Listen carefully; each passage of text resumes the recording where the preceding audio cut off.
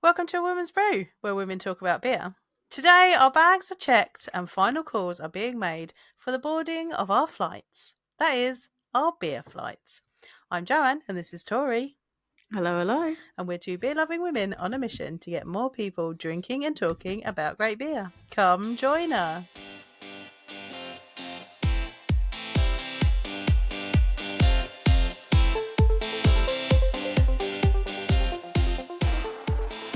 Right. Beer flights. Yeah, so I will say, I think this episode, it was sort of what we want to try to. We don't really do a lot of news and current events and stuff like that. But over periods, we found articles that are really, really super interesting. Like that would be really interesting to discuss. And it's not necessarily current events articles, but just topics that it covers.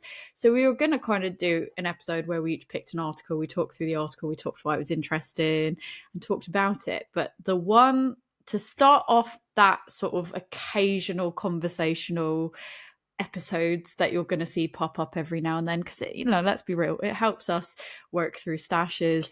It helps us record when we haven't seen each other to be able to give each other beers, or when we are like, look, we don't have a lot of time to be able to do this. So it really, really works well, but it also allows us to talk about the stuff that we think is really interesting that doesn't fit into the standard format of our episodes.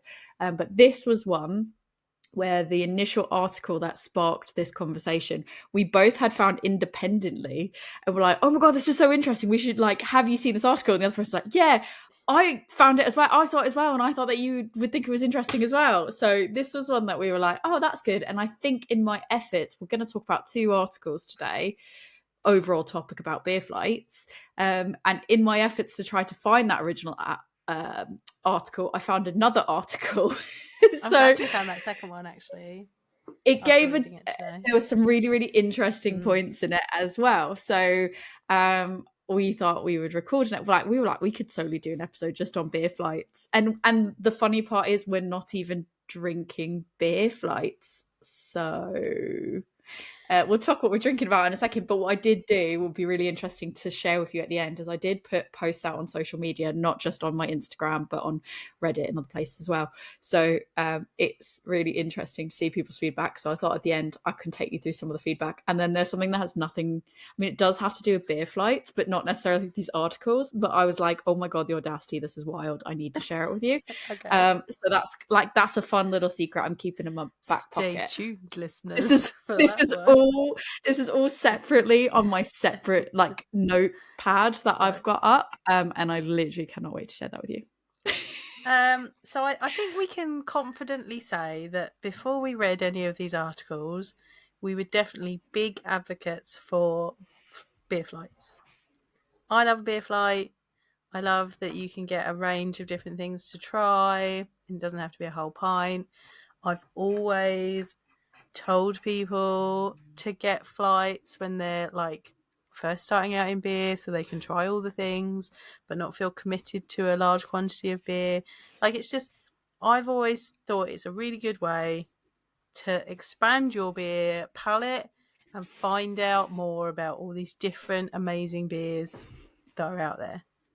That's my take on a flight, right? So that's our baseline. That's my baseline. Would you agree with that? Yeah, I think overall, before reading anything, and I'm going to try to go into, I said to you at the start of this as well, I've got so many notes that I've made, and I'm trying to go in open-minded, play devil's advocate with myself, with other people on both sides of the fence, because I do see kind of arguments on both sides of the fence. But for me, overall, I am pro beer flights. But what I will say is, if I go someplace and they don't do flight, I think I naturally gravitate towards flights. But if they don't do a flight, I'm not a person that's upset about it. I'm indifferent to it. I think it's more, I think the only time that I genuinely feel passionate in any particular way is when they don't do a variety of pour sizes. So my option is a pint, because then I'm I don't, or 3/4 or a pint. I'm unless it's someplace we'll talk about kind of, because there's some, I don't want to give too much away, because there's other parts that I've made notes about where I'm there's time and place for certain things. But typically rule of thumb for me is if all they do is 3/4 and pints, I don't really love it as much. I think pints are when I feel passionately that I'm not a fan. But other than that, I'm like, I'm not that bothered. I just prefer flights. So would I say I'm pro, against, or indifferent? I'd say I'm pro, but like I'm not angry about it if I don't get it. And I think I feel like we've spoken about this before. Like, it seems to be getting more difficult generally to go somewhere. Like, and I think it came up when we were doing our beer challenges, and one of the things is, go to a brewery and pick a flight from a brewery that you've never been to before, and then actually going to a brewery and finding ones that are doing flights is starting to get harder. I mean, I found it harder because also the breweries that I went to that were doing flights were ones that I'd already been to, so that wasn't helpful. So yeah, I was going to say, for me, I don't think that I struggle to find the flights. And actually, what's interesting is I'm seeing, yes, there's some places that are like, yeah, we don't do flights anymore, but other places that have popped up doing flights, which really interesting in itself and feed into some of the other bits. But I think for me, I'm the same as you. I didn't struggle to find the flights per se, but I struggled to find new places that I hadn't been to that are doing flights. Because I feel like when you go looking for them, that's when you can't find them. Yeah, 100%, 100%. I'm struggling now with the challenge that we've got about get a flight where every beer is a different color, because there's so much hazy and pale, and I mean I'm team hazy and pale. I don't hate it. I'm team all the beers, but like it's becoming increasingly difficult to find a place that does flights that has a drastic variety in beers, because I was like, well, in theory, I guess the SRM, I was like, glasses up, I guess the SRMs are technically slightly different, so they are a different color. But also I was like, but that's cheating. That is not right. I feel like you want to do like a hazy, if I'm gonna and like do an amber it, beer and a stout and something that's fruited, so it's definitely like red. I hold myself to a high accountability level, and I would feel like I've cheated myself and everyone else if I was just like a light hazy, a dark hazy, a lager, a darker lager. Like, I feel like that would be cheating. I want to be like fruit that's red, fruit that's more yellow, a stout, we need to go a mild. we need to go to Vault City and get a flight that's like yellow, all the pretty colours of the rainbow, green and red. Yeah, and purple. There we go. Or like I'd go a place, they'd be like, yeah, we don't do flights, but like I can give you like the sizes, which is another thing that I want to talk about the serving sizes, but we'll get to that. But they're like, oh, I can do you those sizes, and I was like, yeah, it doesn't count though. I was just like, but I can't say that to them, and I'm like, no, it's fine, I'll just have a singles, it's no problem. But yeah, I think like for me, one question I've got for you before we start as well is in terms of like from your thoughts before we started, like for me the ideal flight size is between 3 and 4. I don't really want less than 3. And then once once it's more than 4, I think 3 to 4 for me is a sweet spot. I can do a 5 if there's like stouts involved, and like 5's normally at a push, and like 6 is like there has to be a significant amount of stouts where the temperature is okay. Like 6 is when it starts verging on like like once you start going over 4 or 5, then it's getting gimmicky, right? I've done them. Like I did one in Oregon. The first time I ever went to Oregon, I went to what was the brewery called? I really want to take the one out of my back pocket to tell you about now, but that's safe. I'm like literally like no. I went to I went to a brewery there whose name I now can't remember, but I will look up in a minute. But they get like you could get a flight, and it was one of everything that was, and they had significant number of taps, and like it was a board of like 12 beers. I mean, one of them was a wasabi. I just did it 2 weeks ago, though.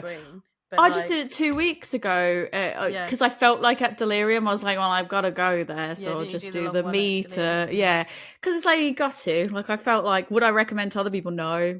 Was it a gimmick? Yeah. Yes, like that's gimmicky, right? I think once you get over, that was my exact words that I wrote was, did it in Brussels, gimmicky. Yeah. But I did it to tick it off the list. Wouldn't do it again. Yeah. And I think 3 to 4 is just perfect. And when you get to 5 and 6, you're really pushing boundaries. Yeah. And then like after that, it's the experience. It's not about tasting the beer. It's just oh look, I've got a big picture of me with loads of beer. Like that's that's good. Oh, and even then, the photos of me with the big meter of beer weren't great. So it's not like I could even share those to be like, haha, look, I've got like a the meter of beer that they've got. I was like, these are never seeing the light of day ever. So the article that we first both found independently was from InsideHook.com. And it was titled "Why Breweries Are Saying No to Beer Flights," and it was written by Mike Dunphy, and it was published in February this year. And I love that it begins by saying, I hate beer flights," says Chris Loffring, owner and head brewer of Notch Brewery. So, to be fair, right in there. They do say it right in there. I've got particular feelings as to why it makes sense that Notch Brewery wouldn't like flights. Yeah. Before we talk about the article though, what are you? We skipped right over. What are you drinking?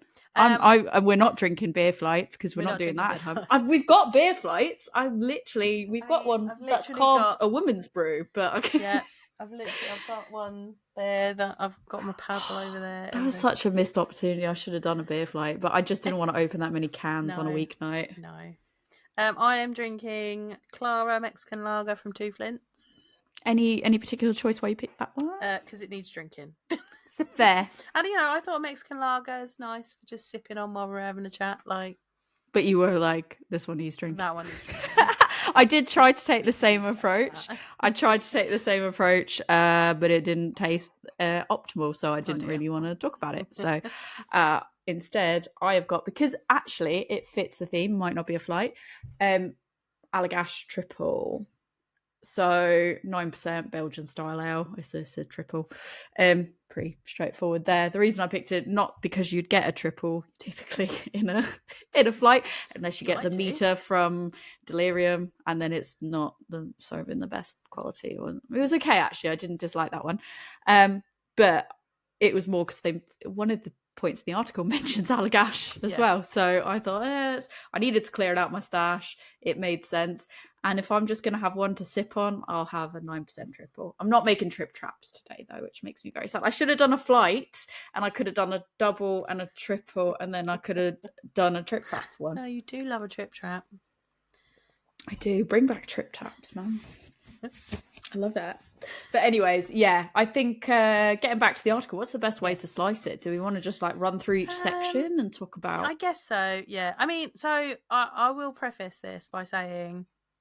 I love a flight, but I reading this article. I was like, yeah, okay, yeah, no, I get it. I do get why.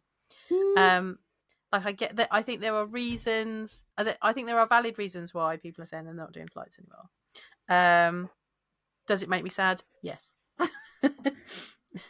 So there are some. I agree that there's some of them were valid reasons, and some of them I was like, that just feels gatekeeping and bullshit. What? Right. I'm gonna say it. No, some of it felt gatekeeping and bullshit, think... and some things I think were phrased in ways that probably wasn't intended to come across as it did. But I was like, yeah, I don't know if I love the way that's phrased. So I'm really glad you found that second article. So we'll reference the second article in a minute once we've gone through this one. But I'm really glad you found that second one, because it helped me to voice what I was feeling, because I was like, yeah, okay, yeah, that's a valid point. That's a valid point. Oh, but but flights, man, flights. But flights, though. Come on, and then when I read bits in the second article, I was like, no, this is why, and this is why. So we will come to that. But that was my feeling this afternoon when I was reading the two articles, because I'd read the first one, hadn't read the second one. And this is absolutely just our opinions as well. Yes. And it's not I will say up front, I think there's arguments that are so valid on both sides. Yeah. And I don't think that it's a case of you're pro one and it means all the other point of views are bullshit. Even though I just said some of it came across as gatekeeping and not ideal, and some things some of it I did think was just that's a bit bullshit. And to make it as a blanket overall for everyone, I was like, yeah, in certain situations it is. So for example, Notch Brewing makes perfect sense for all the reasons we're about to talk about why Notch Brewing would not want to do flights. Yeah. They are heavily focused as a lager brewery. The stuff that they do and the way they want to serve the beer does not lend itself to flights. And there's a lot of beers that don't lend itself to flights. And there was a lot of really interesting stuff that as we get to those parts of the conversations, I'll talk about what I discovered when I was reading through and then like searching some of the bits. But it makes total sense why he wouldn't like it, be a fan of it, want to do it. But there were just some points in the article that I was just like, I can see your point. And then other arguments that I was like, no, I don't accept that. Yeah. So which is not for me to accept. It's all opinion based, isn't it? There's no right or there is no right or wrong. It is all just opinion based. It's all just on your point of view. They're all valid.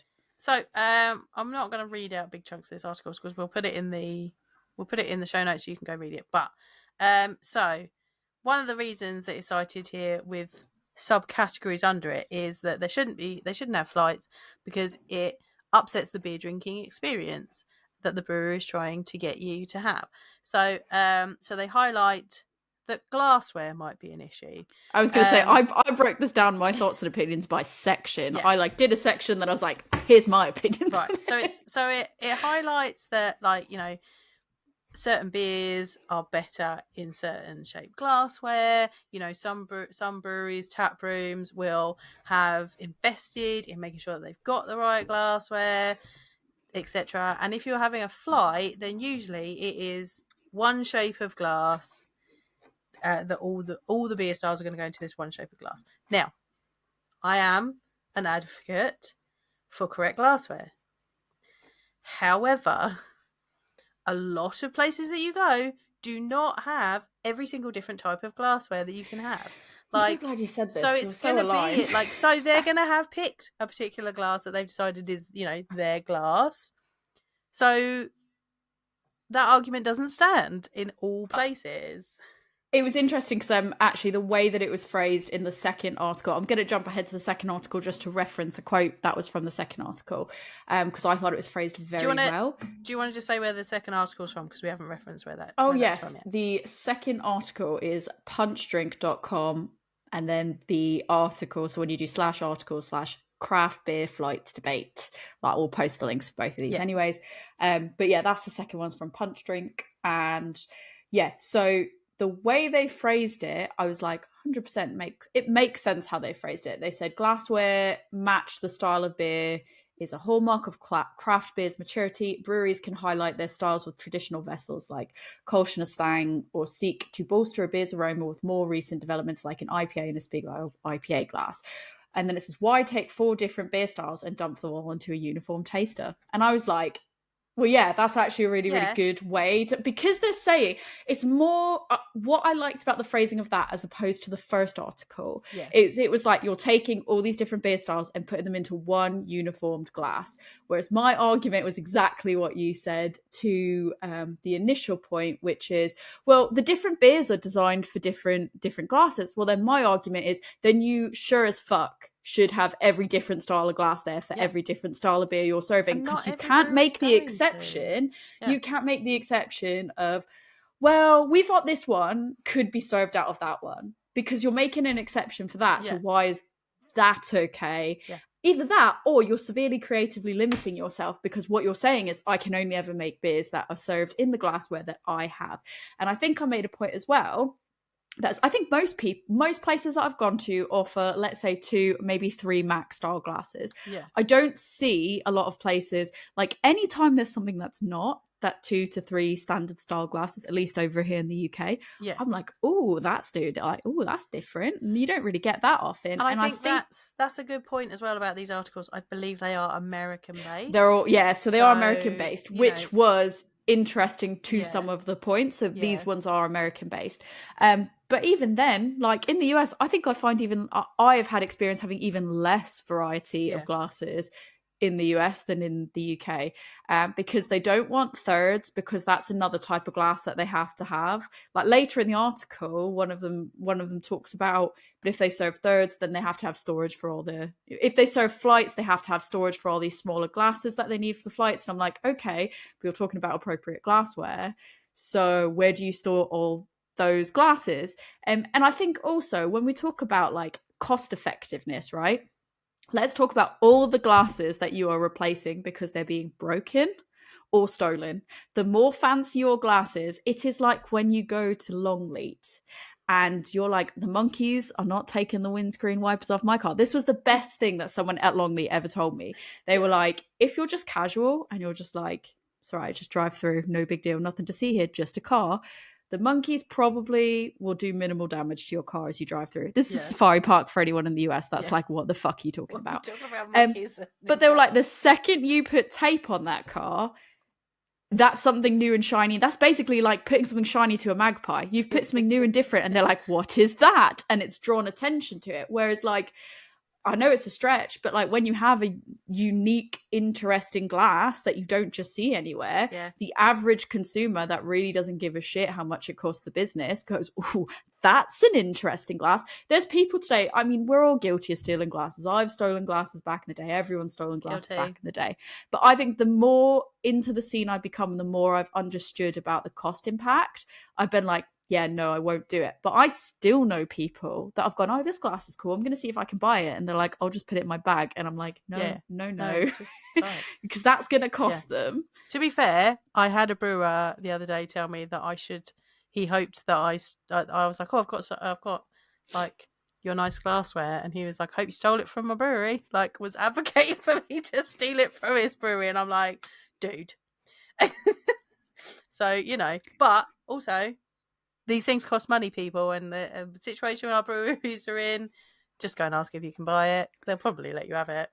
So that's it. So I think my thing is like, if it's a case, because it says like in this article, it was flights on the other hand tend to come in uniform set of glass that does not fit the beer inside and provide the best experience. So it's like I the reason I liked how the other one phrased it was because it was like sort of taking this element of think of all these different things and now you're putting them all into the same box, and like that's not ideal. Whereas this was like, oh, but you have to have, like, you're not going to get the best experience unless you have the exact right glass, which, let's be real, there's other points in this article where it talks about cost and time and effort. You're also adding to that by being like, well, I need to make sure I have the right glassware. And like I said, I think it just also stifles creativity if you're putting yourself in that box, because then you're saying, until I order that glass, I can't brew that beer. And I think that also comes from a point of view of a brewery that is making particular styles. So they want, you know, they've niched themselves down to a particular set. So they can have, you get all the proper glassware. I've been to Notch. You get the proper glassware, which is cool because that's part of their experience and their USP. They are making these particular styles, and so they want you to have that experience. Cool, totally get that. But there are a lot of places where that is not the case. You know, or they have a very wide range of styles, and if they had the glassware for all of those, they would have a ridiculous amount of glasses. Like, and the different shapes, you can't, like, trying to store them, trying to stack them if they're all different shapes. Whereas if you've got like little third glasses or whatever for a thing, they're probably all stacked together. But advocate for fights. So. But I was going to say, we talk about it from, we tried to be unbiased, but we obviously have a biased point of view on all of it. And we're also not coming as people that serve flights. Like, we're not the people working selling flights. We've poured beers, but I wouldn't say that we're selling flights. No, I think that was, and I was like, yeah, that's a valid point, that it can take ages if you're having to pull flights. I can understand that maybe they want to restrict that at busy times. Like, I get it. I get it. I'm going to be honest and say I don't fully get it, but let's hold off on that one, because I think there's a whole set. Let's put a pin in that. We'll come back to it, because the next one in the article has to be. So basically, the guy from Notch was saying, I don't think anyone should be drinking out of a 4-ounce thimbles. Doesn't have the proper head. It's not the way. Volume of beer. You don't get the proper head on it. It's not poured normally how you'd want it to be. And a lot of people were talking about sort of the serving size of it. Somebody saying we don't serve anything less than 5 ounces. So I obviously hate math, but I did the math for you guys. I was going to say, what's 5 ounces? So I've done the math for you guys because I was like, this all means nothing. You might as well just tell me it in shapes or fruit or whatever. So for context, for British and American audiences to understand the differences. 4 ounces is roughly 118 mils. So this is what started my spiral down. Yeah, so but that's like a taster. Yeah, so Like, this is what started my anybody. spiral down of being like, I get why Americans don't like flights. So yeah, 4 ounces, roughly 180 mils, 5 ounces, roughly 148 mils, 6 ounces, roughly 177.5 mil, 8 ounces, roughly 236.5 mils. So I've not gone all the way up to 10. I just kind of stopped at 8 because that's right. In terms of for Americans to understand when we, because our pints are different to American pints. What's a third? 118. I'm glad you asked because I literally wrote it down. Okay. So a third of a pint in the UK is roughly 189 mils. Okay. Half of a pint is roughly 284 mil, and 1 UK pint is basically 168 mil. So it's worth noting that when you go to places, so when I went to Brussels and we had 250 mil pours, and I was like expecting them to be so much smaller in my brain because I was like, that's less than 330 mils, that'll be fine. And then they gave it to me and I was like, that's so big. Compared to a third, which I'm used to for a flight, 250 mils is 8.5 fluid ounces, and that is more than that is closer to a half pint than it is a third of a pint, which I in my brain couldn't, because I've never ordered in those sizes. I was like, yeah, sure, YOLO, like that's fine. I was thinking in terms of like can versus bottle versus whatever, and it did not compute. So I can completely understand when we talk about, because I think it's fair to say here in the UK our typical serving size of a flight is a third. Yeah, I don't think that's unfair to say. No. You sometimes get slightly less, like if you're doing like a brewery tour and they're like, they might have slightly smaller glasses. But on average, you can expect you're probably going to get a third in a flight. I can completely understand how people are irate and think it takes so much longer to do flights over there, because I think there's two things at play here. They have smaller sizes, but also from what I'm seeing, their flights are like, they've just do more. Massive. It's like there's just like massive. 6, like 6 on average is what it feels like is the deal. You don't really get a lot less than 6 as a norm from everything that I've seen. So I can completely imagine that you would take more time. Yeah. But yeah, that was that. I was like, when I started looking into it, I was just like, oh, that is shocking. So yeah, I think that they're serving nearly 70 mil less than what we do. Because I guess in my brain, where I was saying to go back to the point about, oh, it takes longer, and I get that. And I said, I don't really get that, because we serve things typically in thirds, halves, and pints. I'm like, well, I could get 3 or 4 in my brain, thinking with a UK brain on. I'd be like, well, I could order 3 or 4 individual thirds, or I could get a flight. Yeah. Maybe I get slightly less, but there's not a big difference. A third tends to be a standard pour size in a lot of our places anyway. So yeah. So I thought I was like, oh, okay.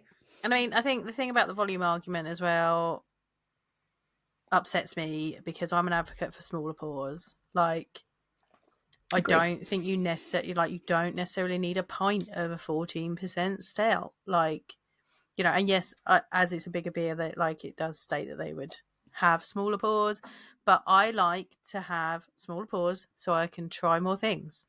That's what I like to do. I like to try lots of different things because there's so much choice out there. Like, and again, like from a brewery that's very specific about its beer styles or has a smaller tap list, then you would buy bigger pourings because there's less to choose from. But when you're going to these places that have got huge amounts of choice, you want to have the chance to try as much as you can without getting fall down drunk. Smaller pours, I'm all for it. And as well, like, if you don't know you like it, yes, you can get tasters, but like where they're saying, no one should be drinking 4-ounce thimbles. If you just want to try something, a taster's not gonna equally not tell you necessarily whether it is, like, if you've never had that beer style before and you're only having a taster of it, you may not get the proper thing from it. You know, like taste it if you're like, oh, I'm not sure about that. Can I just have a quick taster of it? But if you're trying to learn about those beer styles and it's either a taster or a pint, I feel like that's not helping people to learn more about beer. 100%. And I think, like, to your point as well, when someone goes, oh, I can give you a taster of it, well, you're not like, you'd actually be getting money from me if you Right, did it I'll in buy it from you. in smaller tasting sizes, as opposed to, and you but can completely pour agree, it for that's me and I can take it away, and I'm not standing here going, I don't know, give me another taster while there's a queue forming behind me. Like, I'll take it away and be like, yeah, or or maybe that one's not for me, and I will decide that over here while you're serving more people. Yeah, I mean, I'm the same in that. I'm also an advocate for like smaller pours, because I just, a lot of times as well, especially if I'm just hanging out with people, I think we've talked about it before, it's like I will sip on something. I'm not necessarily like necking it like other people do. I'm not like a massively fast drinker in that sense. I probably drink faster than some people when it comes to beer, because I'm like, this tastes really nice, and but I wouldn't say faster than normal. I would say compared to some people, I'm quite slow. So if I'm sat there drinking a pint of something, I feel like that's actually going to get warmer quicker as well. and become unenjoyable And then I don't quicker want to than. finish the end of it. Yeah, so I think, like, for me, the flight situation, I'm an advocate for smaller pools, but it also depends on the situation. So kind of like I said at the start, like, if what I find in the US is what seems to be common, and I never really noticed this before, but I think when I started looking into my next trip out there and looking at the places that we wanted to go to and all that, I was noticing that a lot of the tap lists are like 20 plus taps long. And that seems to be really, really normal. Whereas I feel like over here, if you see double digits, that's like, whoa, they've got an insane tap like their taps are mental. They've got double digit tap lines. Whereas over there, that just seems really, really normal. I think when it's a place that's smaller, or a place that I go to regularly, so say like Elusive, Siren, like the Hive, that kind of stuff, I'll commit to a particular, like a larger pouring size as a one-off. And I mean, they don't offer flights, but if they did, I still would commit to being like, well, I'm going to have one of these, because I've probably already drank through that. It's not massive list of tap lines. There's not, and I'm back there so regularly. Right, it's if it's okay. local, you're going to go back, so you can go and try something. Oh, I But didn't I get think around to that one, but I can come back in another day. I think people come at sometimes flights with a mindset of like, but I'm thinking about it as the local that I go to, and they don't really think about like for travel purposes. So like for travel purposes, if I'm on a beer crawl, if I'm limited to how long I can stay somewhere, like if I'm sat there for a bit because I'm having dinner, then of course I'm probably going to do bigger sizes, like fine. But if I am literally going to 5 places in one night, I want to min-max it. I don't want to be like, I'm sloshed to bits after place number 2 because I've tried to do pints. I want to be able to try a sampling of what this brewery has to offer that I may or may not get to go to again. And I want to be able to do that in the most effective way possible. So 100%. like, to me, that is when a flight is useful. And it's not to say that you can't have those larger pouring sizes, because I will. It's just that I don't default to that, because I want to, like you, I want to be able to try as much interesting stuff as possible. So if they've got a large tap list, that's the only way that I can make it through all the ones that I want. Yeah, I 100% agree with that. Like, let people have smaller pours if they want smaller pours. So I think the next point down, like to go hand in hand with that as well, is it's talking about effectively the differences in the flavour profiles and how it's not really great to be going one after another after another. Yes, it is labelled up as palate contamination. And look, this is one that I'm pulling a face if you're not watching the video. But this is one that I'm like, I don't necessarily, the concept to a degree, I don't necessarily disagree with, because what I do disagree with is this idea. I mean, I think some people do based on the feedback that I've said, but that I've seen. But I will have one. How do you approach your flights? I have one at a time, and I prioritize based on the order that I think is best. Do you do the same, or do you jump around? I mean, I will have my flight, and then like if it's vastly different styles or ABVs, like I'll work out in my head like what order I think I want. You're not going to start with the 14% stout when you know with you've all the got like adjuncts. when you know you've got a light lager. Do you know what I mean? Like you're going to start. I would suggest that you would start with the lighter, more delicate flavors and work your way up. Like makes sense, right? I agree, but then I can also, to play devil's advocate with ourselves, somebody that doesn't know as much about beer, they might literally just drink it in the order that it's given to them, and they may not think about that. Yeah. But the way that this is positioned, as you're learning about styles and stuff, you might not know. The way some of the, not just this article, but some of the comments like positioned it is like people are having a sip of one and then going to another and then going to another. And I was like, but there are people that do that. And I thought that was wild. I thought that was absolutely wild. I mean, maybe you're going to have a sip of each one and decide which one you like the least and which one you like the best, and then go in that order. I think I probably would still go with what I think makes the most sense from like a flavour. But my concern, my criticism with this section is let people drink what they want to drink, man. like we don't want you to have these wildly different beers and then contaminate your palate. Dude, let me drink a lager. I nearly swore then. Let me drink a lager, and then let me drink a spontaneous beer, and then let me, drink a hazy. Let me do what I want to do. I understand nanny state. Come on. I understand. I guess like I can understand the valid concerns over like mixing the flavors or not approaching it in the optimal way. I guess my counter argument to it is like, but would you stop someone from buying multiple smaller pours of something and taking it back to the table and doing the exact same thing? Or would you just go, no, that's okay? Like, then you'd have to start being like, I can only say you one at a time. But a lot of people... what if somebody orders 3 pints, right? Like, because we're going to do things in pints. And what if you order a pint of the stout, a pint of the spontaneous, a pint of the lager, and you're like one person? Well, if they're serving you a pint of the stout, that is... but like, I'm being facetious here, obviously, but like, are you going to stop someone from buying a bigger pour of it, of several ones of them? Because, no, that's what I mean. But when I say smaller pour, I just mean like if I went in and I said like I'm going to get 3 halves instead of a pint, because I'm trying to think of like in a realistic situation, you might go, I can't get. They don't do thirds or whatever, and all right, I'm going to go in and I'm going to get 3 halves instead. Maybe I'm sharing it with somebody. So like thinking about it in like a really realistic setting. Like I could go away and do that anyways. And how would you stop me from doing that? I guess maybe for them, they're like, well, I'm not promoting it. Not even if you're buying it at like all at once. Like I could buy a sour, go down and drink it, come back, buy a lager, go and drink it. Like that's what I chose to order. This is what I think you'd think was interesting as well. So somebody on one of the Reddit comments had said something along the lines of like, well, from a BJCP judgment style, you should be leaving 10 minutes between. It should be 10, something like it should take 10 minutes to drink each beer, and then you should be leaving it in between, blah blah blah, and that's how you make sure you get the optimal taste, etc etc. And I just was like, I hear you, I see you, I appreciate you, and that's really great, but I don't go into my I'm not a BJCP judge, so I don't know. Maybe it's something that you just can't help you naturally approach every tasting like that. But I'm like, that just sounds like a really unfun way to live, is to be like, well, BJCP suggests that this is the way that I should do my tasting. We are not talking about a beer competition.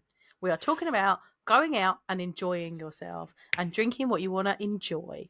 Like when you are in a situation where you are judging beers, you are trying to do a service to the person that has brewed that beer to tell them whether they have done a good job or if there is any way that they could improve what they've done. Yeah. That's a very different thing from sitting down in a bar and going, I kind of fancy drinking that. Completely different situation. Well, that's kind of where I was just like... And it's another one of these, are you a BJCP judge? You can't say about that. To be fair, no. To be fair, this guy was like, it wasn't an unreasonable person. Like they were being reasonable. They were just like explaining. There's some people that weren't reasonable, and I cannot wait to read you. There's one comment in particular that I'm thinking of that I was like, immediately no. Like, I was just like, do not. I was like, I don't really agree with your point one. And then it got to the end of point two, and I was like, oh no, immediately no. Absolutely not. Like, no. And it started off like as a bar owner and a BJCP judge. And I was like, oh no, sweetie, Sorry, no. I just did a hard eye roll. I apologise. But this person that was saying about like, well, in theory, this is how you meant to take. Like, I understood what they were talking about. It wasn't meant as a condescending. Like, it was just backing up this idea of like, when you have things too close together, it doesn't. And I'm not taking away from that, and I completely get it. And I think to put my hat of like, oh, let's put on the brewer hat on, or the owner and operator of the bar, like, Untapped is so important. Like, if somebody is going in and they're not, and they are doing something wild, like they're having a stout first and then a light lager, and they're literally sipping between them, because that is something that realistically we wouldn't do that. And we wouldn't do it, but people do it. Yeah, it happens.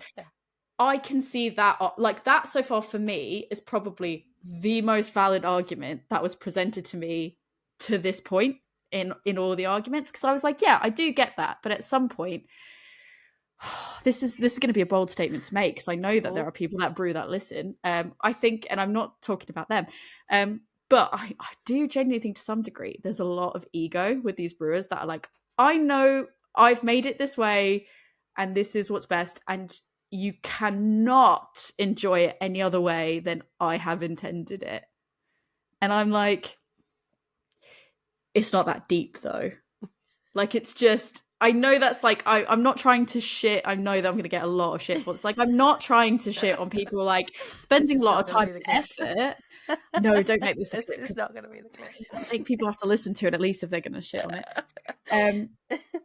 But I do think, like, from reading some of the comments out there on the internet, not just on these articles, because I'm not like, so like the brewers in this articles, like, yeah, that's cool, that's valid, I get that. But reading some of the other write-ups that I started seeing as I was deep diving into it, and other people's feedback and stuff, I was just like, there just seems to be a lot of ego, which is like, and there's a lot of get that there's a way that's intended, but I feel like there's not allowing for any grey area. It's either like, it's the way I intended it, or it's not, and that is not fair. Like, I feel like on some level you have to let people enjoy how they want, and this becomes so uninclusive when you're like, yeah, but it has to be this way. Is the thing, and this is why when I'd only read the first article, I really struggled with it, because I was like, I get what you're saying, but I don't agree because if I was starting out, that's not what I would have wanted to do. Like,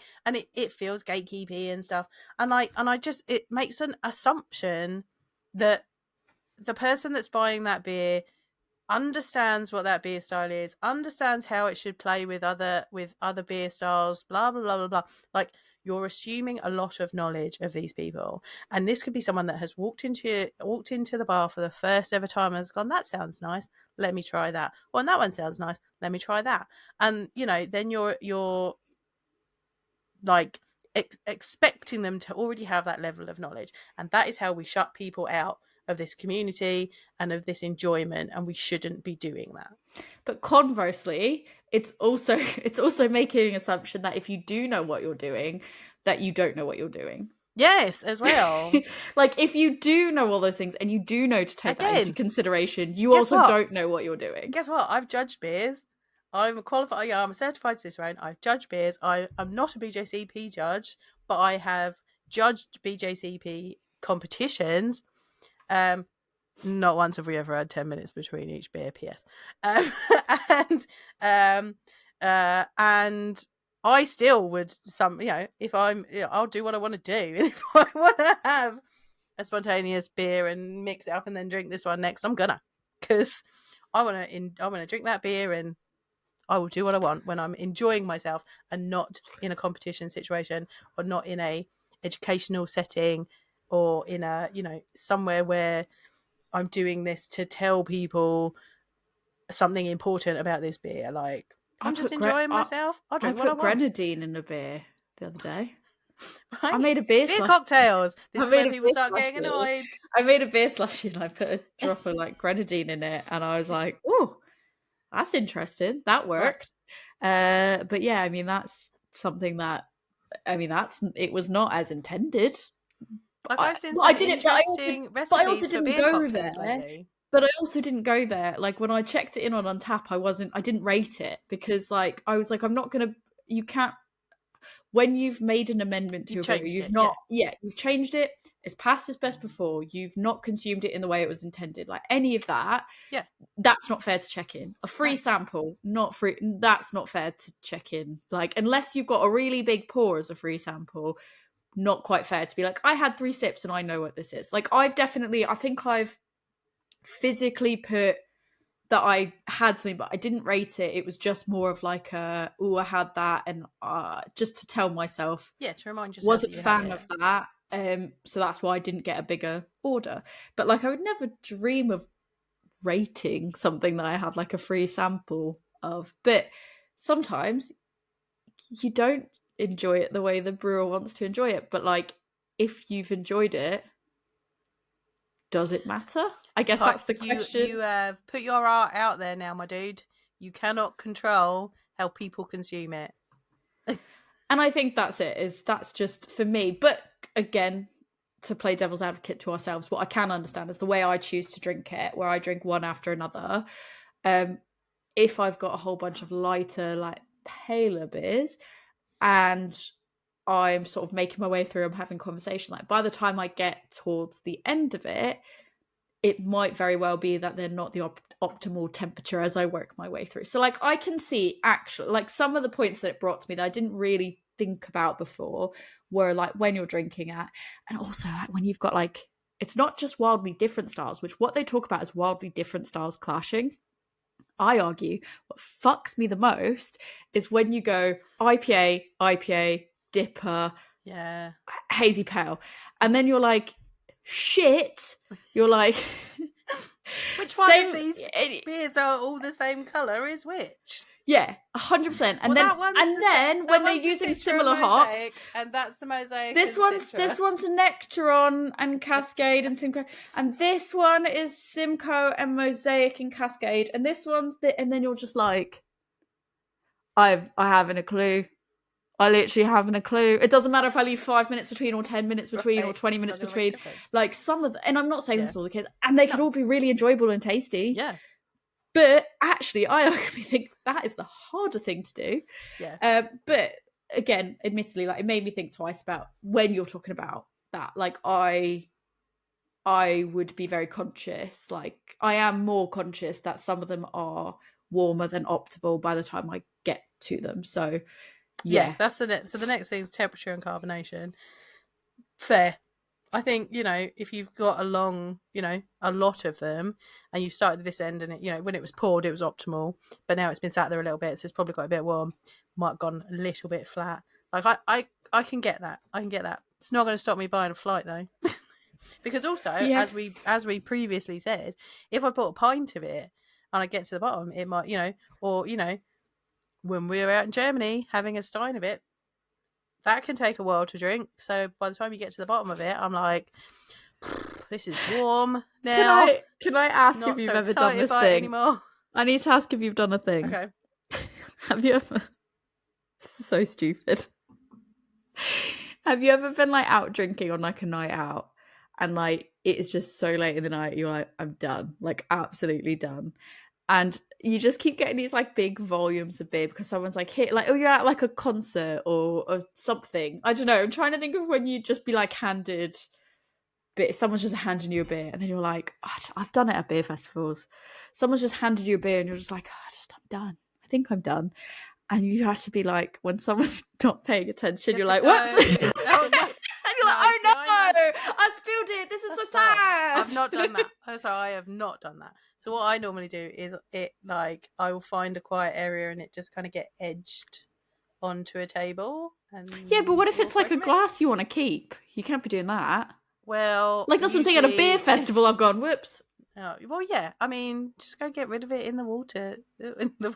Or like I've done a thing where I've definitely gone to the toilet and then I'm like, oh, I guess it lives in the toilet now. Yeah. And then I've definitely done that. So, and no one notices that it's gone and you're like, whoops. So one of the things that, one of the things that happens to me is I'll go to a beer festival now, especially if I'm going for work, and like I'll be like, oh, just give me a little bit, and they'll give me a big pour of something, and it's lovely. But I did not know, we're late in the day now, and I've just been given a massive pour of this beer, and it's lovely. But I'm like, I did not need a huge pour of that. Like I needed the third that I asked, or the little bit that I asked for, Yeah. and you were like kind to me and gave me an entire pint, and I'm like, thanks, and I go drink it, and I'm like, and like, because then I'm like, I don't want you to think that I don't think the beer is good, because the beer is good. I just cannot, I physically can't fit any more in. Like, the worst thing about beer festivals, though, specifically beer festivals, because at other events you can get away with being like, whoops, I guess I just dropped this plastic glass, or like, oh, in the toilet. I've definitely done like a in the toilet while I'm peeing, and then you're like, flush, we're done. But 100%, like, the worst thing about beer festivals is if you try to discreetly dump something, somebody inevitably sees you and goes, oh, which one was that? Who is that? And then you're like, no, it's good. Because there was times at like Bristol last year. Yeah. I got something, I got a sour or something, and I was enjoying it, but it was like just so hot. It got hot. They all got warm really quickly, and they got raw. And yeah, I think the glasses look beautiful. They were not great for a hot day festival, because they were unstemless, but they were like the Teku style, where they were like, you didn't have a choice, because it wasn't even like a normal stemless sort of tumbler where you kind of go, I can hold the top and that's okay. It was you kind of had to hold the bottom, and I was like, they are physically one of the most beautiful looking beer festival glasses I've ever received, barring only the sponsored ones that you got. Those ones glasses. Those ones, only ones that are more beautiful, and not everyone got. I mean, I guess depend on the session. Not everyone got those. Some people did. The most beautiful glasses at a beer festival, but things got warm so quick. So if you were like, I'm just taking a moment, I've got my beer and I'm going to sit here like I did, and I went, I'm just going to sit and take a moment to myself. It was warm so quick that it just became so difficult and unenjoyable to drink. And then I was like, well, I need to go bin it, because I really want this other thing that is so much more refreshing and cold at this moment in time. So I'd be like, oh, can you just... I couldn't find the chucket buckets, the fuck it buckets, whatever you want to call, whatever I normally call them. So I was like, can you just... I really want this, but could you just bin it? And they'd be like, whose is it? Yeah. And I'm like, no. And then I had to be like, no, those bitches want to know. They want to know who you're throwing away. Who you throwing away? Honestly, to pick mine instead. They want to know. They're shady as hell. They're shady as hell. Yes, I have never seen more dramatic excitement. Like, because they're like, oh, we're all buds. But the second you go... Ooh. The second you go to chuck someone's out, they were like, oh, we are buds, but I cannot wait to tell them about this one. And I'm like, no. I remember specifically being like, no, this one actually was really good. It just got warm. And they were like, but who is it though? And I was like, I'm not telling you. No. I'm not telling you. Yeah. So I think, exactly to what you said though as well about like it does. If I got a pint, that doesn't fix the problem of it getting warm. It's something that I just work around because I know that that's a potential. So yeah, I think it swings and roundabouts, isn't it? If you're making me order a bigger serving, probably going to get warm and uncarbonated anyways. Yeah. Right. So moving on to the next point in the article is logistics and service, which I feel like we've already talked about, like keeping that amount of glasses, taking the air quotes extra time to fill a flight. I think the only other points that I wanted to make on this as well is like this, what was in the article was definitely very much based on like US breweries that are like bigger scale, higher footfall. So like they focused on Notch, and they basically said like if they were to do that, there would be 500 people. That sometimes there's 500 people there, and they couldn't do flights. There'd be lines out the door, and everyone would be miserable. And I completely get it, because where Notch Brewing is like literally so central Salem that it is, and Salem is a very heavily trafficked part. It's a very heavy tourist destination, especially in summer, especially in autumn, because of I want to go Halloween. To there for Halloween. I have been. I wouldn't go at Halloween. I have been at Halloween. It was just before Halloween. Yeah. But Do not recommend. I want But to. then I'm also biased because it's like that is literally I've been to Salem, so we used to go on like I've been once, the and I witch managed to tours for do school. And oh my god, that'd be so good. But I went on a witch tour, and I did like we went to the memorial and we went to the witch museum. But like I want to go for like more days. Did you go to, when you say you went to the witch museum, did you go to the House of Seven Gables, or did you go to like the weird cheesy thing where you just basically stand in a room and there's like animatronics all around the that room? one? Yeah, the witch museum. Yeah, the Salem Witch Museum. That one with the animatronics. I went when I was a kid and it scared the shit out of me. Yeah, I'm not surprised. Like I was in there and I'm like, if I went as an adult now, shit. if I went as an adult, I'd probably be like, yeah, okay, that's fine. Right. And there as a kid, though, like, yeah. As a kid, I was like, the fuck is this? Like, I was literally horrified. I couldn't look. I was like, oh. I did. So yeah, similar. When it did so they put a new, or maybe it might have been an old one at Thorpe Park. They used to have a Sweeney Todd indoor like roller coaster type thing, and that scared the shit I out don't of do me. jump The first scares. time I went, I was like, I don't do jump scares. I And won't go to London like, Dungeon. No. It was no, like, ma'am. like build as a ghost train or something, I think. Yeah, I did that, and I was like, I don't go on haunted no, houses. I don't go on haunted house rides, like full stop. I don't go to haunted Halloween. No, fuck no. Why would I go there? I know there's jump scares. Somebody will get punched. And I will feel really bad about it. One thing I have got to say for the London Dungeon is, did we take the brownies there? I want to learn about it. I just don't want people to jump out at me. So there's a whole bit where there's actors being in character and whatnot. And I think we're taking brownies or we're taking guys or something on one of them. And it was like back in the day when it was like a wind on camera, right? And their camera wasn't working properly. And like there was an actor who was like, oh, what is this magical thing? Right. And doing all of the jars. And we were sat to there trying to work it. And she was in character for a really, really long time. And I was like super impressed. And in the end she went, yeah, I don't think that's working. You can get some in the gift shop though, if you just want to nip out that door over there and grab one, then come back again. I'll let you back in. And I was like, girl, props to you. You kept in character for a super long time and then was really helpful. I respect it, but also I'm like, when you're an adult and someone's doing it to you, I think I've told the story about when I was at the York Viking Museum. And I was at the Viking Museum as an adult, as a grown-ass adult, and like I had my sunglasses on, and she was like, "What are those? This is amazing!" And I was like, "Haha, funny joke." And then she was like, "What art those?" And like I was like, "I cannot. I got it. Sunglasses." And she's like, "Oh, tell me about these inventions." And I was like, it was an uncomfortable amount of time for somebody to be in character with another adult. Right, yeah. And I was just like, please just let me in. I'm cute. Please just let me in. There's no queue, please. That winds me up more than it should. I know that's a detour, but that's really... Anyway, beer flights. But yeah, no, so it like in that sense, when you're in a brewery that's in a very heavily trafficked area that is a bigger scale, is accommodation that compared to somebody like Elusive, where they are like a relatively small setup, you're probably not getting 500 people out the door, on a semi-regular basis.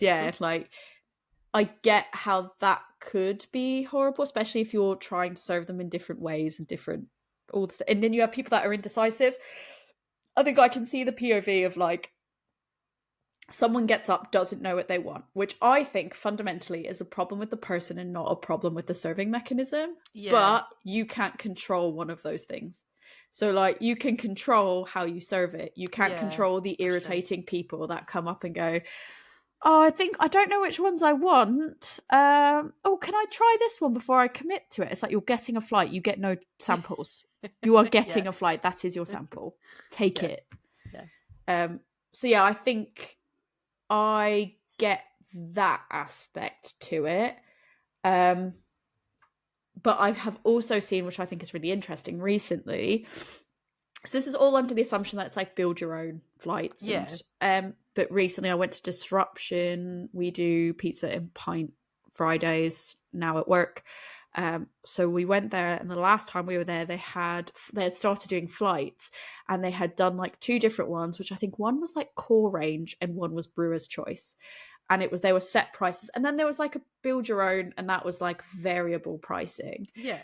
But I actually can see how it would work if you had set flights as opposed to bespoke, like build your own ones. Because if you've got a core range, or you have something that you feel reflects the brewery as a whole as like a well-rounded, if you can only pick these 4 beers or 6 beers or whatever you're serving, these are the ones to have, then that completely makes sense. But I think they cover it better in the second article. But it's just something to think about as part of that point. Yeah, agreed. I agree with that. Because the next section is pricing and profit, and there's a comment about how, if you're doing a flight, then, I'm discounting my beer and I don't want to do that. And I was like, well, not necessarily, because you just charge everyone for whatever a third is of each of the beers. Like, that's what I said. I said, I don't know if it's a cultural difference thing, because, like, again, even with the set one, like, you're picking a set that is that price point, or you're making it profitable, or it's BYO and you're pricing it accordingly. I mean, if you were going to do something maybe $1 or £1 off or whatever, just to go, you get a slight bargain for getting 4 of them instead of getting one. I've seen that, but you don't. I never expect that. Like, I expect to pay whatever a third price is of that beer. Agreed. And if I'm picking 3 beers and one of them happens to be the very expensive stout, then charge me the third price for that very expensive stout. I know what I'm buying. Like, I found that really bizarre. I can see the price up on the board. Like, I'm not expecting to get a discount on that. I will pay you for your beer. But I did think that was weird. Yeah, so I didn't agree with that section at all. But I wonder if that is an American thing, where it's like, oh, well, we've made this set fly, and then people expect to discount flights are expert. But I've never personally seen it where it's like, I've seen a flight costs this much and take whatever you want. Or maybe I have, but like a really long time ago, and I don't feel like we were ever talking about the breweries where they were like, and this is this particular brewery. I don't think we were talking about those particular types of beers. Yeah, I've seen curated flights, like it's like buy the pale flight or the whatever flight with a fixed price. But if it's a discount, cool. If not, it's the price is whatever the price they put it at. I don't think I've ever expected a flight to be cheaper than what the cost of the actual beer is. So maybe that's an American thing.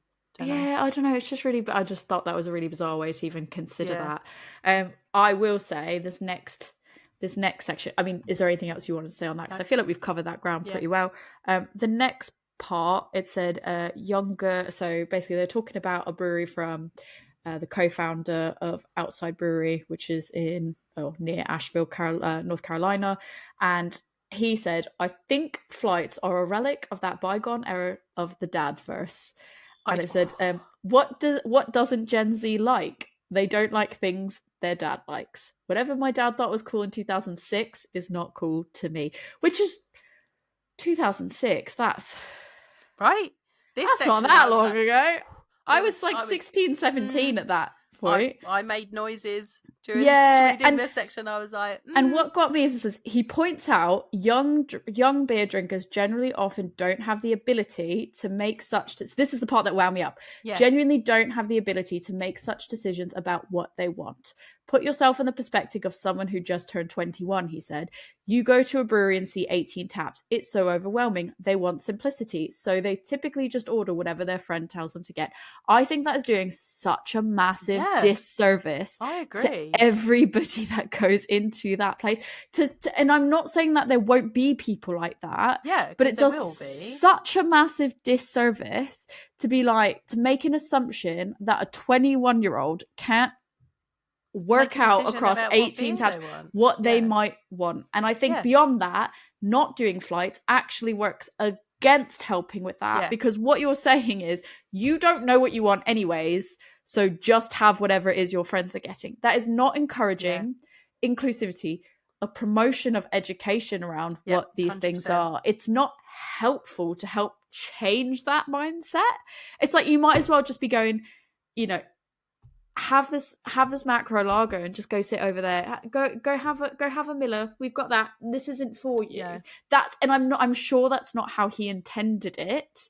But reading it in that light, I don't know anything about him. I don't know anything about his brewery. I'm sure that he's lovely. I don't know. But the comment about like it being in a dad verse, I was like, I don't think that, but maybe I am a relic of the past myself. But I was just like, excuse me, I'm a relic of the bygone era. That Mate, sounded a bit you are. I'm like, mate, you are dramatic. 27. Come Yeah, on, like, yeah, mate, bygone yeah. era 2006, please. And I thought that was just a bit like the way it was phrased. I was like, I understand the point of what he's trying to say. Is he's trying to look at the way the times are now. This is this is his market, and this is what he's observed about his market.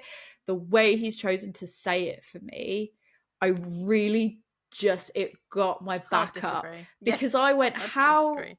you are basically saying that this person is incapable of making, Yeah, like, they're not going to make a good decision or the right decision or whatever, so it doesn't really matter, they can have whatever. And that goes yeah, against the whole, yeah, again, I'm sure this is not what he was saying, but as a reader that has no yeah, additional context, that's how it comes across. yeah. I And it agree. really was like, oh, I don't like that, not don't like that phrasing at all. Yeah. I do like that we then did come round eventually to breweries that are like, we got a lot of beers on, so people don't want full pints. Thank you, Adwat Theory. That's because you got crazy beers on, so people are like, I don't want a pint of that crazy sour that you've put on. Let me have a selection, please. Well, what I also thought was interesting, like a step before that, was when they were talking back to the guy from Notch. Um, he was saying that, why would you go if everyone offered flights? You're basically getting the same experience everywhere you go. Oh, see, I hard Why would you? disagree. Why would you go to this? Why would you go to get the same experience everywhere? And my point to that was, I guess I look at it as a beer first, experience second. Obviously, I'm not going to go someplace where the experience itself is not good just because they have good Yeah, beers. But if I'm going to get a consistent good experience of good beers, then I don't care. Like yeah. I'm for me, I want to just, my focus is trying all the really, really good beers that I can, as many as I can, in my limited time of being able to do it. So I kind of feel like, I think that like it comes from from a brewery viewpoint where they do very specific yes, styles that have very specific glassware and have very specific pours, yes, and that's the experience. So rather than you're yes, trying lots of different beers, you're trying this beer in this glass poured in this way, and that's the experience. So theirs is absolutely. different.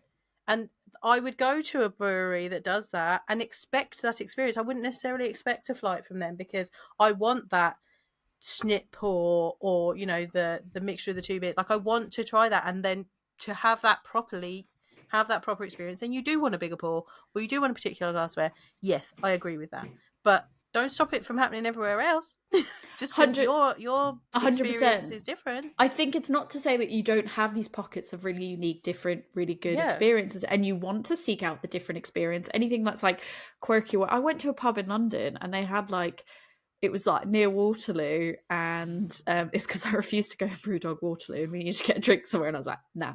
So we went into this place called Vaulty Towers, which I'm sure is also gimmicky in its own way, but it was so fucking cool. They had like treehouse setups, and like they built it up so you can like sit on the top, you can sit underneath. It was so unique that I didn't care what I was drinking because I was yeah, like, this is so stupid and silly, and it's just fun and different. And you don't, as an adult, you don't get these like type of setups anywhere that you get to just be like, I'm gonna sit in underneath this treehouse in a fake greenery area. And it was cool.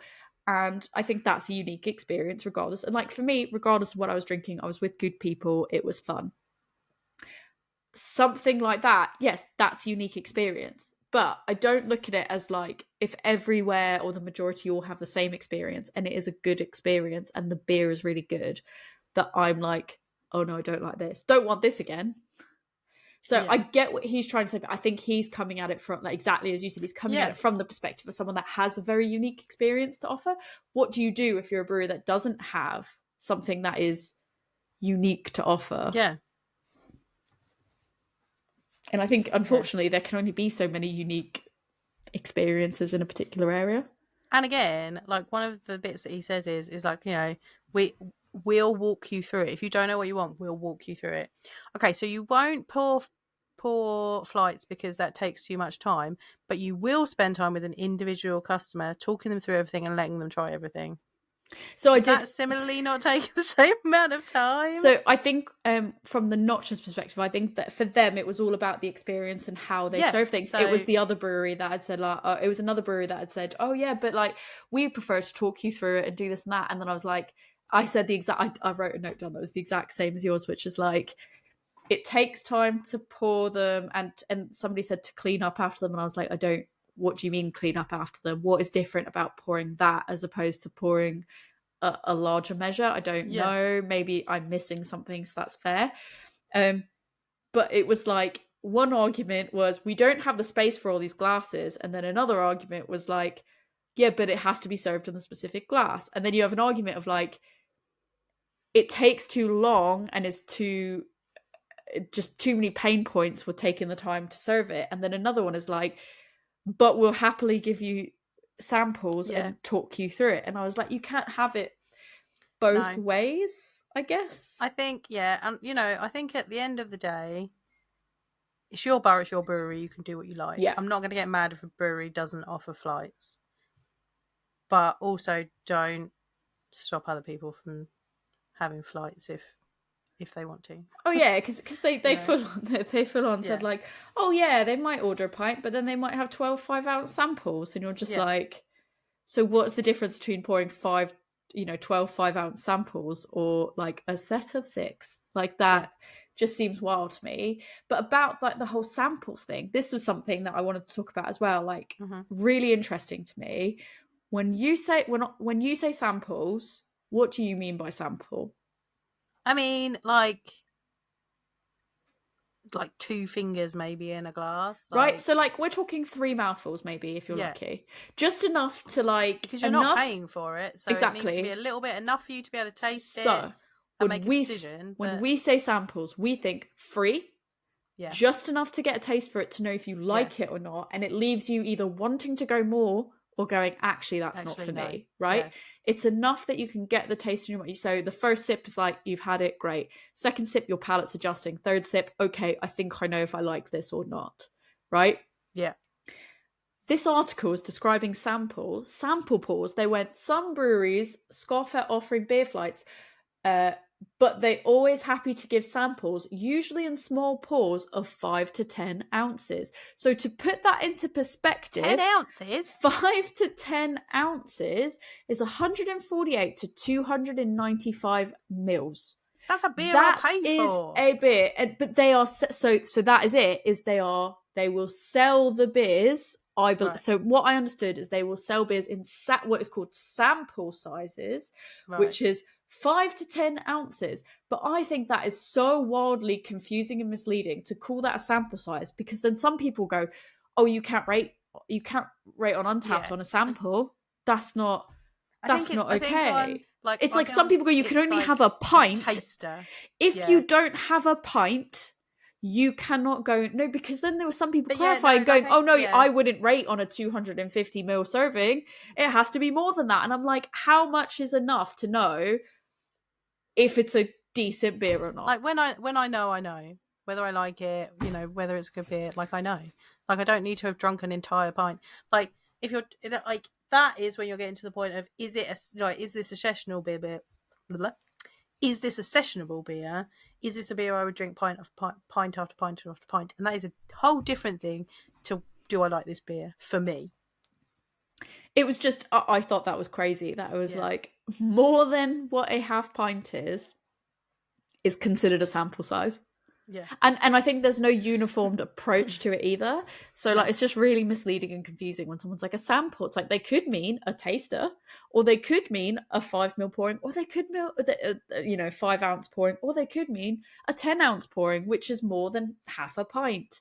And it's like, how is that a sample? That I found that really confusing, and really confusing but interesting when I started looking at it, because people across the board would talk about it and say sample, and I was like, not entirely sure what you mean. I think about it like chocolate. If I'm saying sample, I think you're giving me a square of chocolate, so I know if I want to buy that whole bar. Yeah. Not like, you're not giving me half a bar and going, well, you might as well have the whole half. That's a sample. Yeah. Like that to me was wild. Yeah. So I think the second article covered a lot of those things. I think the highlight for me from the second article was the conversation they had with Talea Beer Co in New York. Can I just say, I'd heard of Talea Beer Co. I already wanted to visit them, and now it just makes me want to visit them more. The Because it was names of this their whole flights. The names of their right, flights. I was like, yes, but I like will say I did feel there was something that they did say that I was like, oh, I don't know if I like how that's phrased, but the okay, name of their flights, I was like, hell yeah. like just like this whole section of like their quotes and their section of this article made me go yes, and it made me clarify what I felt uncomfortable about in the first one. So like they are pro flights, because they talk about the educational value of people being able to try multiple beers at once. And also I really like this quote from Tara Hankinson, who is one of the co-founders, and she said, our target customer is a woman in her mid-20s to mid-30s who may or may not have been to a brewery but is at least curious enough to come to ours. That woman probably loves how Instagrammable our flights are. So they've got a key market there, and I think this is something that the other breweries and the other brewers are missing. Like, I'm sure they think about this sort of thing. I'm not saying they're uninclusive breweries or uninclusive people, but a lot of that is coming from men and a particular viewpoint. And to have a woman's viewpoint here and go, actually, think about it this way, I feel like that was completely missing from the other article. Like there was like one woman quoted, and she was the hospitality director of the bar. So she was thinking about, glass storage. She was not thinking Yeah. about beer education to a demographic that may be underrepresented. Like, so, I thought that was really, really interesting. And then I really like that at Talea, they do Sweater curated weather. flights. And so they'll do like a hoppy and hazy, a sour and fruity, My favorite is sweater weather. Sweater weather. I definitely drink that flight. I would drink the Barbie flight, man. I Yeah, would drink the same. Barbie flight. Then they And a do dry January non-alcoholic. one. Yeah, that A was dry January good. one.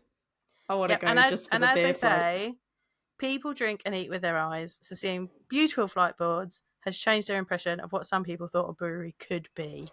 Yeah, This is what we advocate for here at A Woman's Brew, people. I like that they make it fun. Yeah. I like that, they make it fun, but it also makes sense. So you're like, Yes. oh, it's the winter weather, it's sweater weather. So you're like, oh, let's do a fun sweater weather one, because that's just fun to say as well. Because you could be like, oh, I'm going to order that. That's a fun one, right? And then that's just fun. And this was a little bit that we said was missing out the other stuff. We are forgetting about the fun. We're forgetting about the fun. We're forgetting about the inclusion in the diversity that is within it as well, and that is for me like a lot of those points. Choices. A lot of the stuff in the first article, like I was like, I understand what you're saying, I don't disagree with what you're saying, but you're also talking about it from a point of view of someone that is knowledgeable enough that understands certain aspects, but is also assuming that other people don't. But also conversely think that people are stupid and they can't. That they're either incapable of making the right decision, or that they do know and will actively ignore the right decision. Yeah. Like, and it's interesting. Interestingly, so I had highlighted that same quote, and I had something really positive to say, but also something that I was just like, I don't quite like that myself. So what I really liked was that I liked that, again, I think the exact thing that I wrote was, it nails the accessibility, access, compared to the other article, which is clearly like a very specific demographic of people talking about stuff.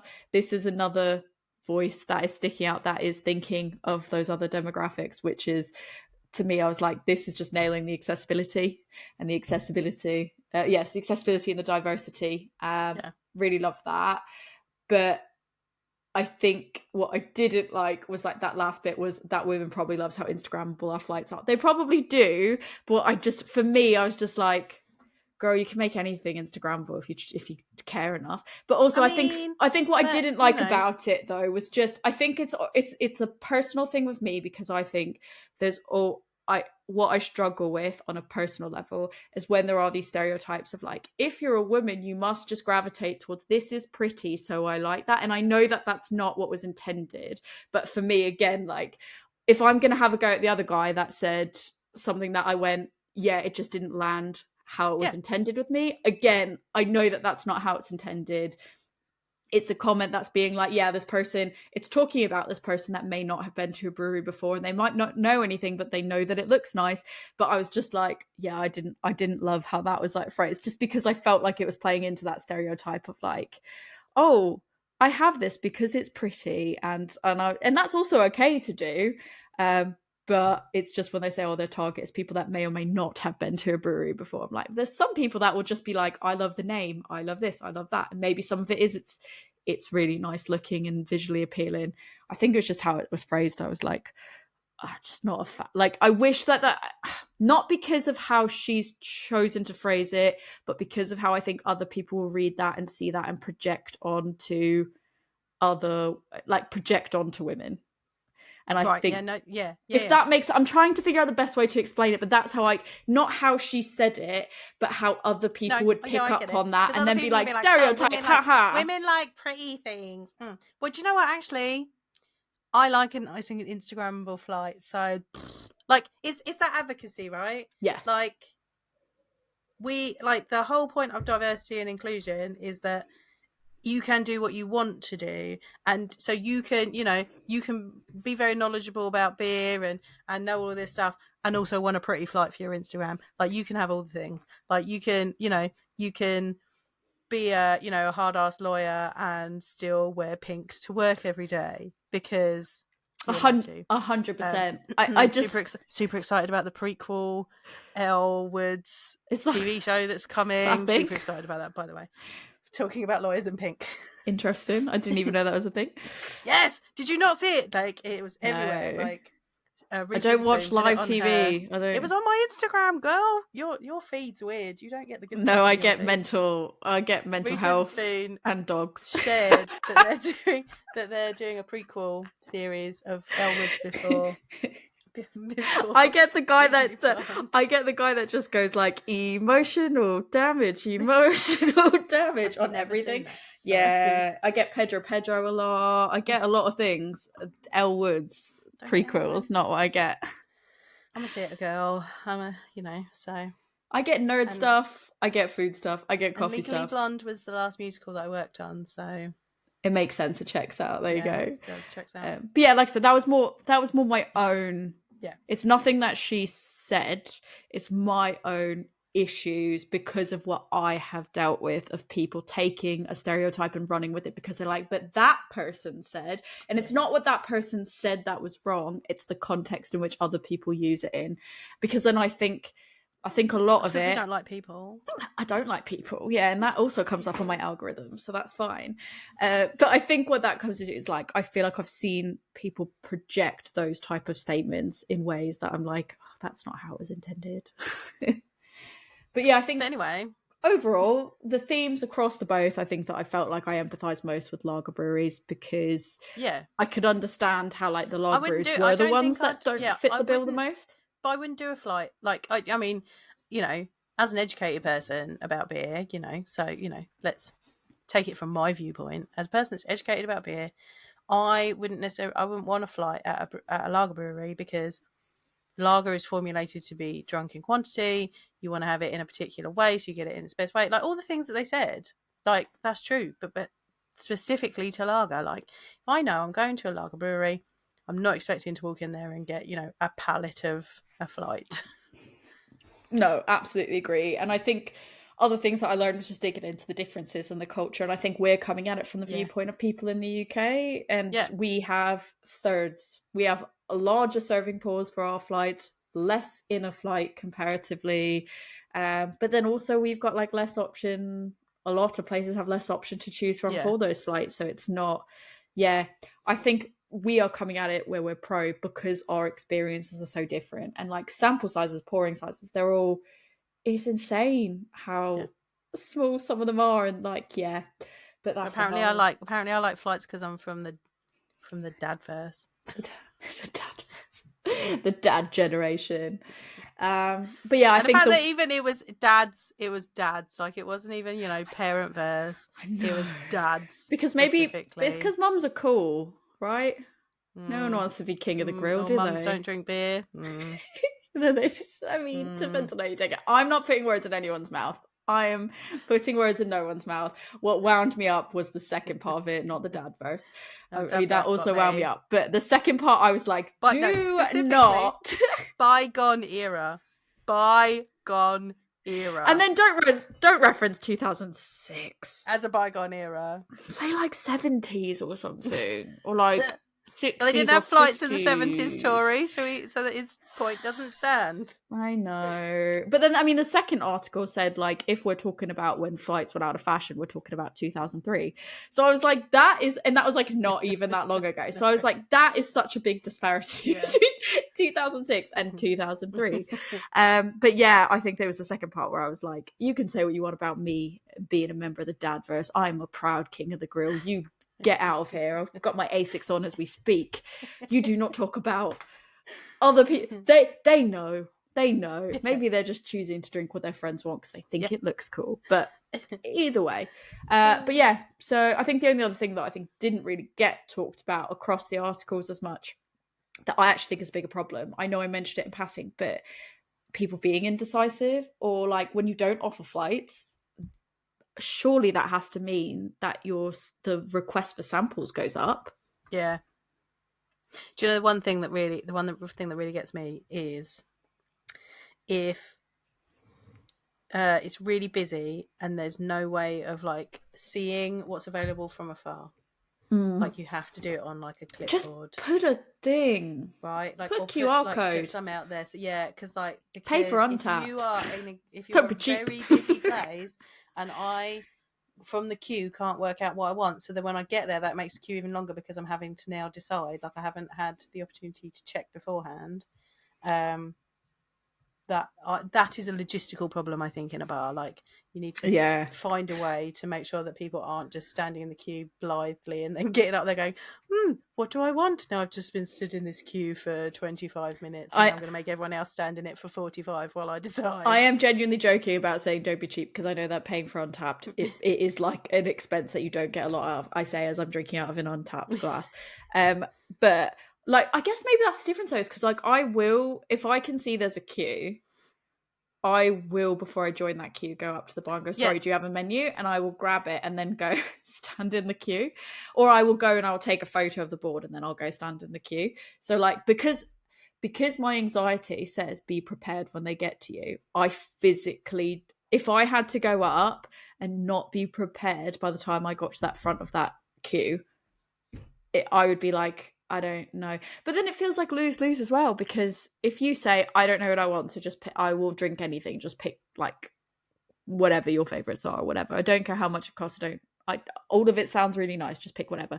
You're also a dickhead for doing that, because that's the worst thing you can ask somebody at a bar. Yeah, God.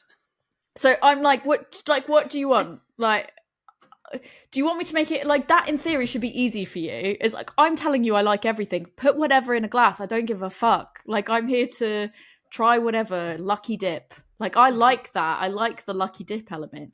So it's like, if I can't see it from far away and I say just pick a thing, I'm a dickhead for saying just pick a thing, because I'm like, oh, well, that's making it difficult. But if I'm not ready by the time I get to the front of the bar, I'm also making it difficult. It's like, Tori, just stop being difficult. God. I don't know how to not be difficult.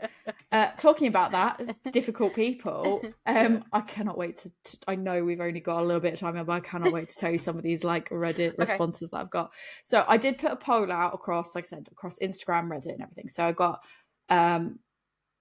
20, let's call it 25 responses on Instagram. So I got on Instagram, there was 21. So my question was flights, yay, nay, or indifferent. We have 21, which was 84%, said at the time of just starting this recording. It may have changed since, because I know Reddit was constantly like coming back in. That was 84% for yay, 1 vote, which was 4% for nay, 3% for indifferent. So I was like, there's a lot of people in the yes camp. Yeah, so 12% for it's 3 votes, 12% for indifferent, but a lot of them were like, yay. On Reddit, 113 people, which I've just looked, and that has gone up, but I'm not going to amend it now because that's big maths and I'm not doing that. 113 people at the time we started recording said yay, so that's 72%. 14% said nay, 9%. 29 people were completely indifferent, so that's 19%. So interestingly, the nays, despite all these comments of like, here's all these really negative things, the majority of people want the flights, like regardless of whether they're in the industry, not in the industry, whatever. Like people either really want them or they really don't give a shit. So in total, we had 134 yeses, which was out of everybody 75%. 15 nays, 8%, and 31 completely indifferent, 17%. So 3/4 of the people were like yes, and closer to a quarter of the literally the majority of the other people were just like don't care really. Less than 10% were like nah, I don't want it, absolutely not. And that hasn't, so I've just refreshed the numbers as well. That's changed by one person as a nay, so it's not really gone up massively, because then there's another few people that have said yay in that span of time. I'm not even gonna be able to tell you all the great things that were on this thread, so I'm just gonna share the thread with you. You can read it in your own time. Okay. But what I will share with you, the thing I've kept in my back pocket, which I was like, this thread on it is wild. So one person had responded that they had gone to Russian River, and they got a flight of around 20 beers. And they were like, I would do this. The quote was, I would do this 1,000 times over. Flights are a great way to cover more ground and will let you truly understand the value of a brewery. And I was like, cool. So I asked some additional qualifying questions, because I was like, this is what? I said, what size were each of the servings? Because I said, flight of 20. Yeah, that's a lot of beer. Feels like way too much, at least for me. Even more so if they were lighter beers, like paler beers. What were the serving sizes?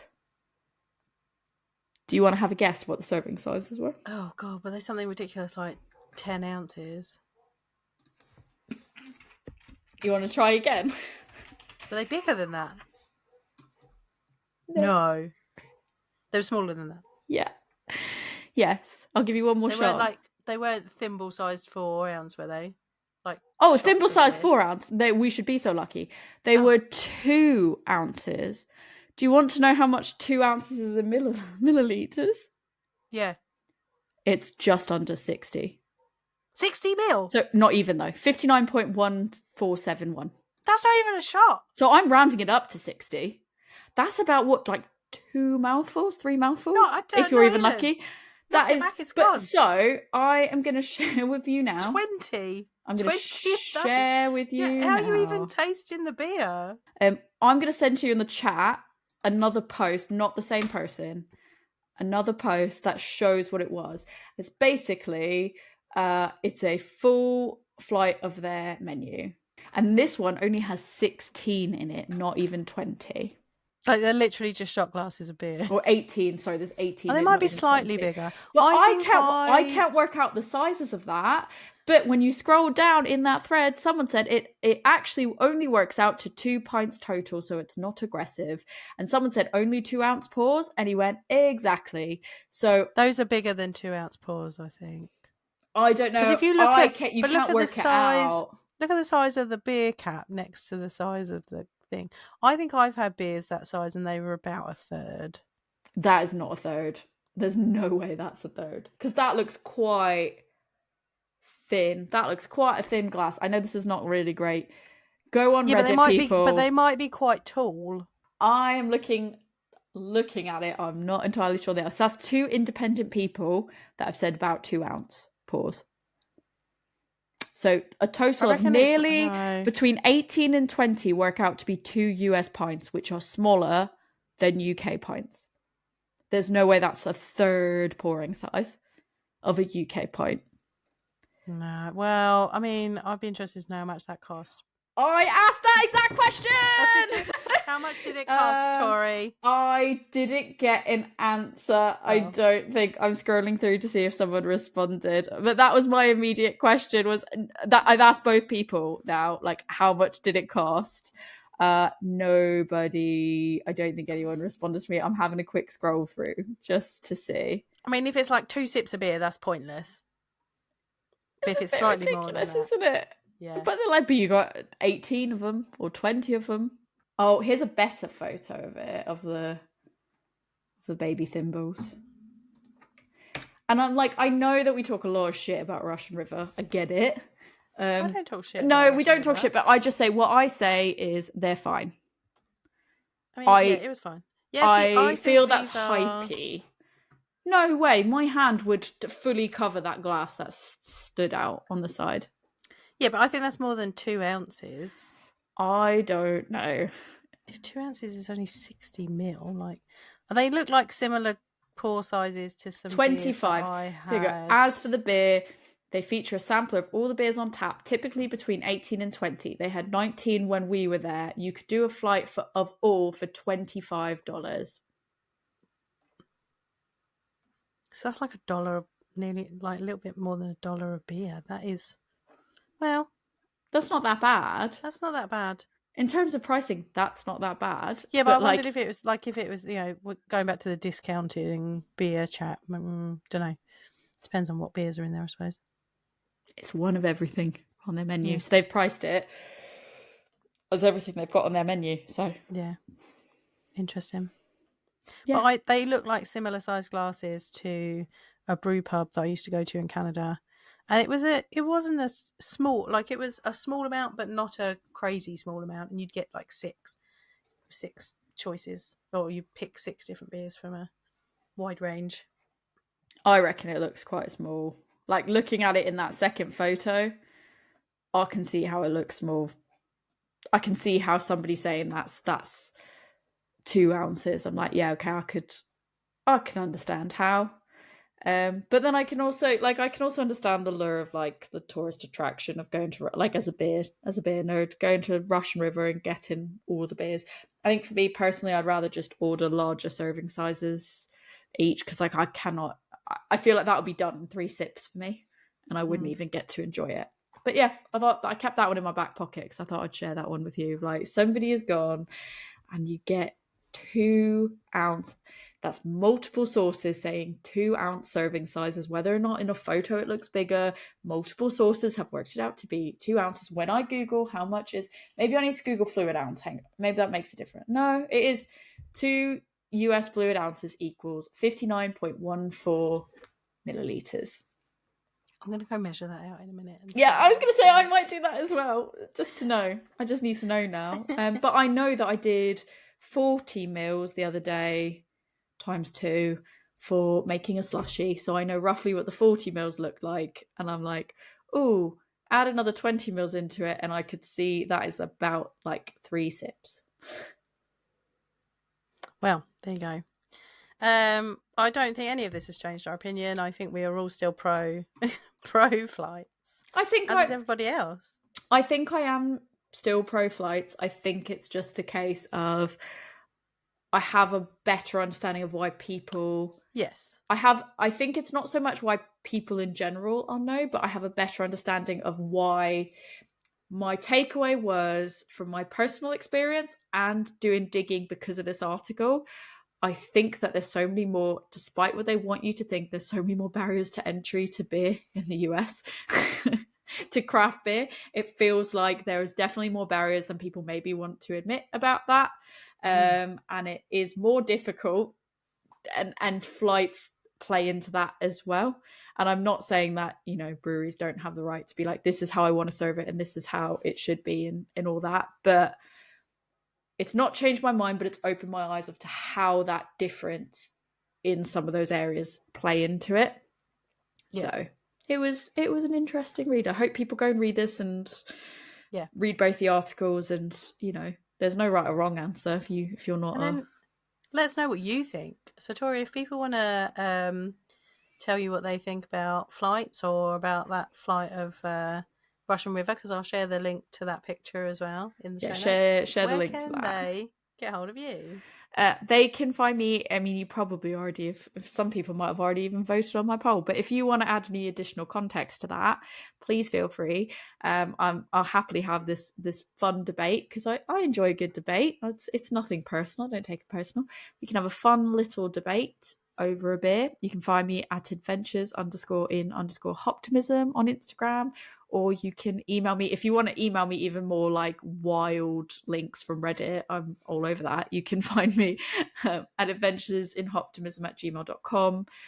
If you want to send stuff to both of us to try to persuade both of us that actually the non-flight life is the one, because we talk about it as people that don't serve flights. We don't have a skin in that game. We're just people that enjoy them. We're just consumers of the flights. Yeah. So if you want us to see another side of things and you want us to reconsider our standpoint on pro-flight lifestyle, email us both at awomen'sbrewpodcast@gmail.com, or the easier way is to just message us on Instagram at A Women's Brew. We're on Instagram and Facebook, so you can find us on both of there. You can find us on Twitter, but the reality is if you actually want to change our minds, you have to meet us where we are. And X is We're not on that there, place. But we don't check it. I don't even have the Elon login. Musk ruined it. Don't have the login. It's just as simple as that. Jo, where can people come talk to you about all these tasting styles and why they need to be concerned about the glassware they wear? You want to come and talk to me about beer education, because we should all be thinking about that. You can come talk to me. I am Love Beer Learning. I'm on Facebook, Instagram, which is where you'll mostly find me, is Instagram. I'm also on X, TikTok, and Pinterest, but generally you'll find me on Instagram. Or you can come and do a little bit of beer education, read some of the articles on my blog. I have got some stuff on there about appropriate glassware. You'll find that at lovebeerlearning.co.uk, or you can email me lovebeerlearning@gmail.com. Right. My beer's gone, so I've got a little bit left, but yeah, we've been talking, so we'll do a little cheers with our empties. So cheers.